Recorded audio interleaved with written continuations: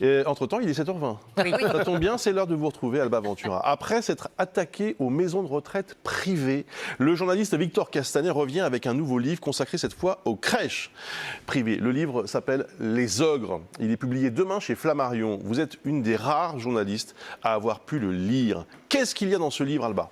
Bon, il y a des scènes qui font froid dans le dos, mais alors avant, je voudrais vous dire plusieurs choses. D'abord, Victor Castanet le précise dans son livre, toutes les crèches de France ne sont pas comme celles qui sont décrites dans le livre. Il faut quand même rassurer les parents.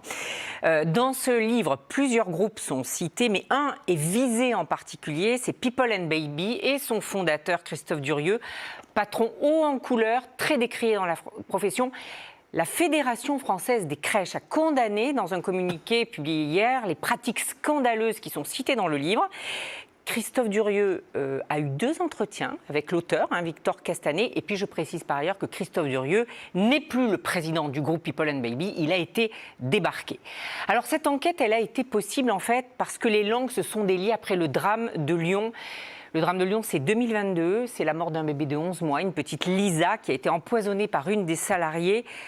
Parce qu'elle était excédée par ses pleurs, elle lui a fait avaler un produit contenant de la soude caustique. Alors, la parole s'est libérée au point qu'il y a un procès qui va se tenir lundi prochain à Lille. 2 salariés sont jugés pour maltraitance. Plusieurs parents avaient constaté en fait des changements de comportement de leurs petits, des petits en crise qui ne voulaient pas retourner dans les crèches, des enfants sur lesquels des traces de mains, de la brutalité a été constatée par des médecins. Ce livre révèle que, faute de personnel, les bébés sont laissés sans surveillance, parfois avec des ciseaux à côté, des paires de ciseaux à côté d'eux. Pour économiser, on éteint le chauffage la nuit, ce qui fait qu'il fait 11 à 15 degrés le matin dans la pouponnière. Et bien sûr, on interdit aux parents d'entrer dans les locaux. On y apprend aussi que la nourriture manque parfois. Vous vous rendez compte qu'il y a des employés qui sont obligés d'aller au supermarché du coin pour acheter de la nourriture pour les enfants. Des yaourts sont périmés. Les fournisseurs ne sont pas toujours payés. Alors, il y a un homme qui concentre les critiques, donc vous l'avez cité, Christophe Durieux, l'ex-patron de People and Baby. Est-ce que c'est lui le responsable des dérives ? Pas seulement, évidemment, mais le livre de Victor Castanet le dépeint quand même comme un homme avide d'argent, obsédé par la façon d'augmenter ses marges. Il le surnomme le Bernard Tapie des crèches, n'ayant pour objectif que rentabilité et optimisation, faisant du low cost, en fait, dans ses crèches. C'est peut dire qu'il est peu sympathique. Il y a une employée qui raconte dans le livre qu'il détenait une fausse carte de stationnement pour handicapés. Et non seulement il se garait sur les places réservées, dit-elle, mais il était hyper fier de le raconter, ce que Christophe Durieux dément. Alors, ce livre met en cause aussi le système de financement des crèches privées. Alors, vous avez d'un côté Christophe Durieux et son épouse, qui est aussi cofondatrice à la tête d'un groupe très endetté, qui par des montages financiers, des SCI adossés au groupe People and Baby, a monté un patrimoine immobilier incroyable avec des maisons à Saint-Barth, à Bali, en Grèce, à Dubaï. Là-dessus, Christophe Durieux et sa femme ont d'ailleurs été questionnés lors d'une commission d'enquête à l'Assemblée nationale. Et puis alors l'autre aspect de l'enquête, et c'est là où le bât blesse, c'est le financement des crèches privées. Il faut savoir que les crèches privées ont ce qu'on appelle une délégation de services publics. Et à ce titre, elles perçoivent des aides publiques. On manque de places de crèches en France. Et les crèches publiques ne peuvent pas répondre à tous les besoins. Et donc, on a besoin des crèches privées, sinon on ne s'en sort pas, mais pas à n'importe quel prix. Donc, il faut qu'il y ait des contrôles.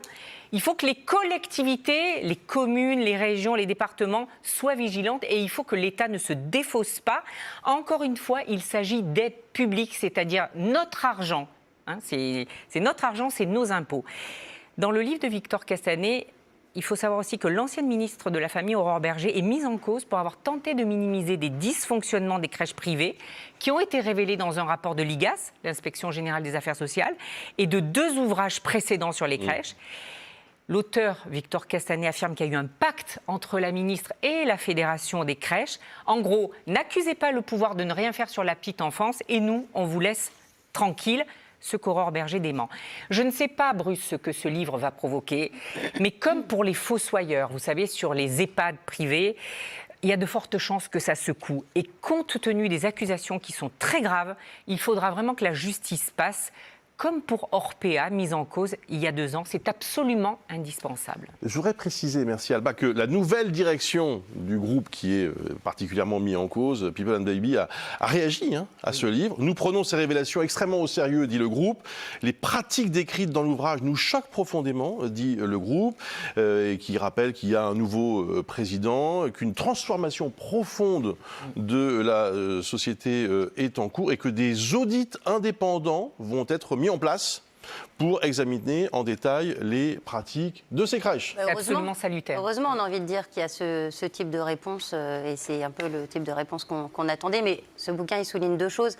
C'est l'incapacité de notre société à protéger les plus vulnérables, que ce soit les fossoyeurs ou ce livre-là, c'est-à-dire nos aînés et nos plus jeunes, et l'incapacité aujourd'hui quand même d'assurer un service public qui sont les crèches d'État, les crèches municipales. Ça fait des années qu'on sait qu'on manque de place, ça fait des années qu'on nous les promet à chaque élection municipale notamment, et le problème n'est toujours pas réglé. Et c'est pour ça qu'il faut renforcer absolument les contrôles.